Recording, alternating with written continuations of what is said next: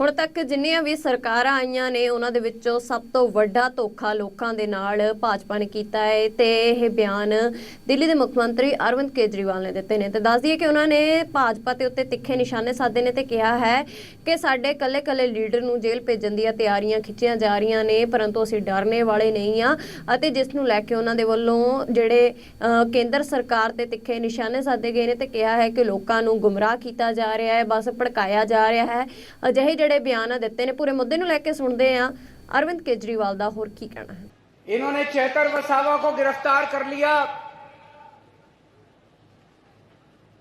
आपके बेटे को गिरफ्तार कर लिया, आदिवासी समाज के नेता को गिरफ्तार कर लिया।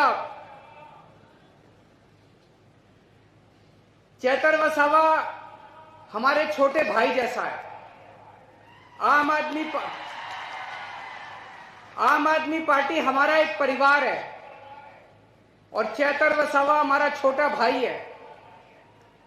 लेकिन सबसे ज्यादा दुख की बात मुझे इस बात से हुई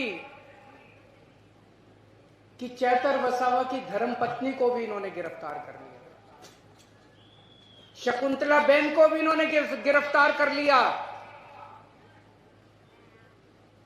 शकुंतला बेन चेतर वसावा की धर्मपत्नी है, लेकिन वो हमारे समाज की बहू है। इन्होंने हमारे समाज की बहू को भी गिरफ्तार कर लिया। ये पूरे आदिवासी समाज के लिए अपमान की बात है। मैं आपसे पूछना चाहता हूं, इस अपमान का बदला लोगे कि नहीं लोगे? पुराने जमाने में हमने देखा डाकू हुआ करते थे, उन डाकुओं का भी ईमान धर्म होता था। किसी गांव में डाका मारने जाते थे, उस गांव की बहू बेटियों को नहीं छेड़ते थे। ये बीजेपी वाले तो डाकुओं से भी बदतर हैं।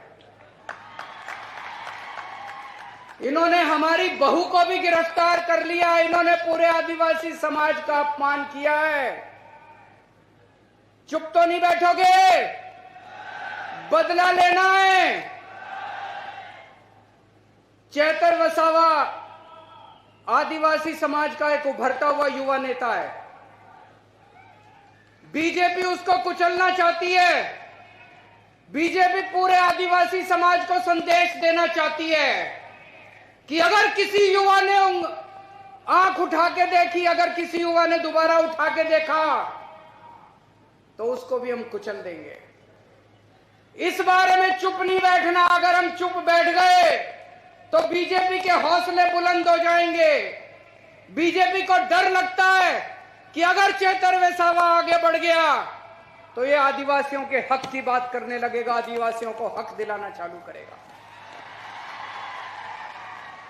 ये जितनी बातें अभी वर्षा बहन ने पढ़ के सुनाई, जो उन्होंने चिट्ठी में लिखी है, चेतर वसावा ने जितनी बातें लिखी है, स्कूल की बात लिखी है, अस्पताल की बात लिखी है, जल जंगल जमीन की बात लिखी है, रोजगार की बात लिखी है, जमीन हड़पने की बात लिखी है, फॉरेस्ट डिपार्टमेंट की बात लिखी है।